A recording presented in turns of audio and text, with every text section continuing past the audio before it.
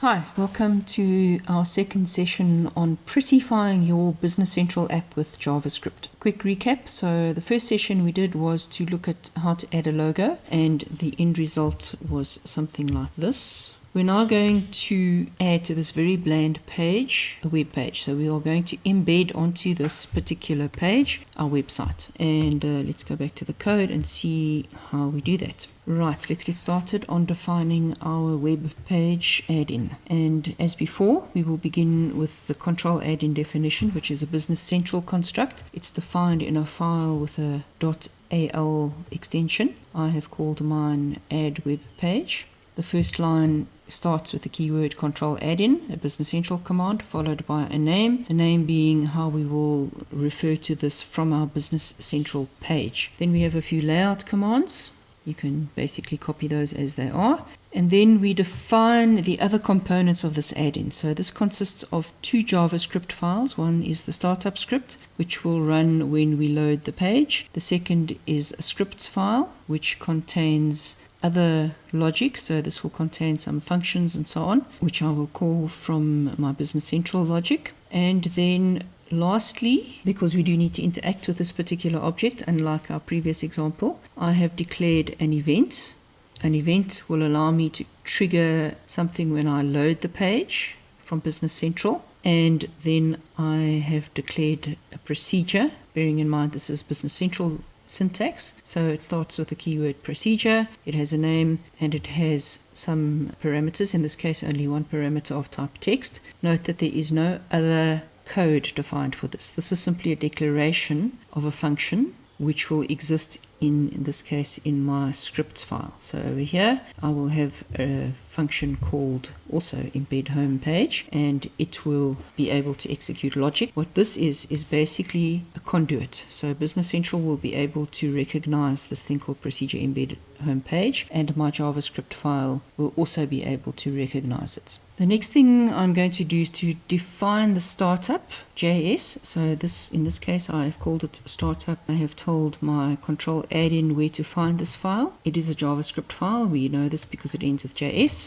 And in this case, it contains only one command, and it's a call to a function contained in the Microsoft Dynamics definition, Microsoft.dynamics.nav.invoke extensibility method. And then it takes two parameters. In this case, we don't need to worry about the second one. I have called it page ready. Now, you may notice that that name is familiar. If I go back to my add-in, we will find it defined here with the same name as an event. So this event is going to create a connection, a live connection between Business Central and JavaScript. So it will allow me to talk from Business Central to JavaScript or from JavaScript to Business Central. Very, very simple, and that's all we have to do for the startup. The next thing we need to do is to define the JavaScript component of this control add-in. And the starting point of this, again, reminder, is this command scripts, which defines the path and the file name.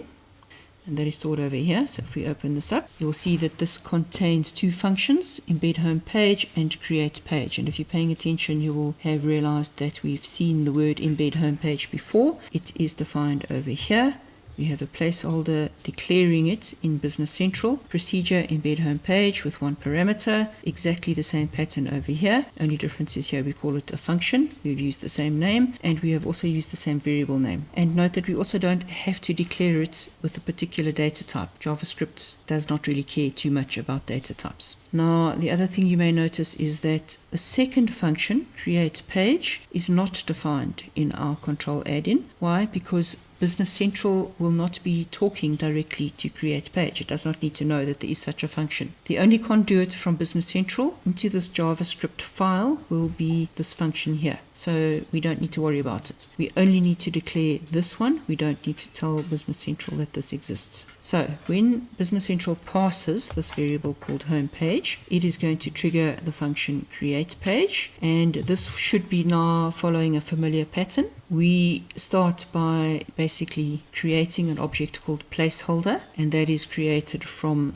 the JavaScript object document using the JavaScript method get element by ID, and we give it the name control add-in. And the control add-in, remember, it has to be spelled exactly like that: small c, capital A, capital I. So control add-in is itself an object. We are getting this element control add-in from the document. Then we are going to create an element. So we are now creating a new object called iframe page, and the type of object or element that we are creating is an iframe. Now that will enable us to enclose our web page that we are going to plug in inside that iframe. The next thing we are going to do is set a few properties of iframe. The first is an ID, which will make it easy for us to basically refer to it later. So using the name iframe page.id, and we give it a name. So in future, we can get this element using the name web page. Then we are changing the height and width to be 100% of the available space. So we are overriding what we used in our control add-in definition. And then lastly, we are adding the object iframe page to our document. So there we go, placeholder. Placeholder is this thing called control add-in, and then we are appending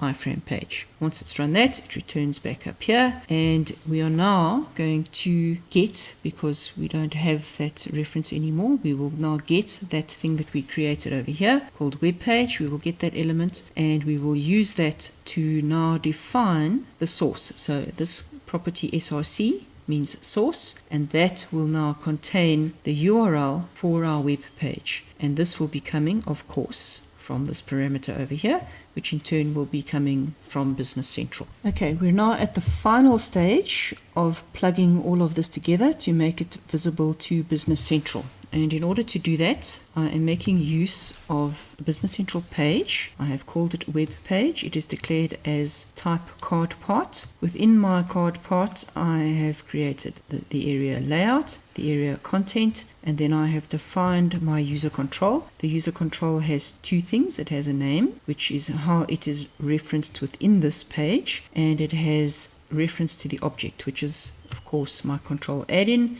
as defined over there. So far so good, very simple. And then on my control add-in, I have given it a trigger. So the trigger will call an event which is defined here again, and you'll notice that it is called page ready. Why?